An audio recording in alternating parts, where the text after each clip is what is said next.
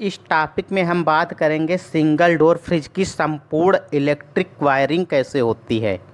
सबसे पहले हम देखेंगे सिंगल डोर फ्रिज में कौन कौन से इलेक्ट्रॉनिक पार्ट्स होते हैं।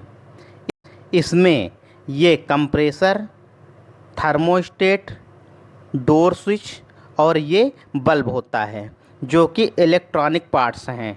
बाकी सब मैकेनिकल पार्ट्स होते हैं।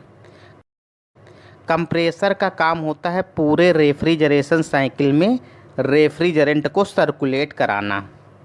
थर्मोस्टेट की सहायता से हमें फ्रिज में जितनी कूलिंग ज़रूरत होती है उतनी सेट कर लेते हैं। मतलब थर्मोस्टेट की सेटिंग जितनी होगी, ठंडा हो जाने के बाद थर्मोस्टेट कंप्रेसर को बंद करा देगा। जैसे ही फ्रिज के अंदर का टेम्परेचर बढ़ेगा, थर्मोस्टेट पुनः कंप्रेसर को ऑन कर देगा। हम ये भी कह सकते हैं कि थर्मोस्टेट ही फ्रिज की कूलिंग टेम्परेचर को मेंटेन रखता है। डोर स्विच का काम होता है जब फ्रिज का दरवाज़ा खोला जाए तो फ्रिज के अंदर का बल्ब ऑन हो जाए, जैसे ही दरवाजे को बंद किया जाए बल्ब ऑफ हो जाए। बाकी बल्ब का काम हम सबको पता ही है क्या होता है। कंप्रेसर को स्टार्ट करने के लिए कंप्रेसर के टर्मिनल में एक ओवरलोड रिले लगा होता है। अब हम लोग देखेंगे इन सब इलेक्ट्रॉनिक पार्ट्स की वायरिंग कैसे होती है। फ्रेंड्स, वायरिंग समझने के लिए हमने एक डायग्राम लिया है। अब इस डायग्राम की सहायता से समझेंगे कि किस पार्ट्स में कौन सी इलेक्ट्रिक सप्लाई को दिया गया है। हम देख रहे हैं कि प्लग टॉप में 3 वायर आए हैं। ग्रीन जो कि अर्थिंग है, ब्लैक न्यूट्रल और रेड फेस है। अर्थिंग वाला वायर को डायरेक्ट अर्थ कर दिया जाता है।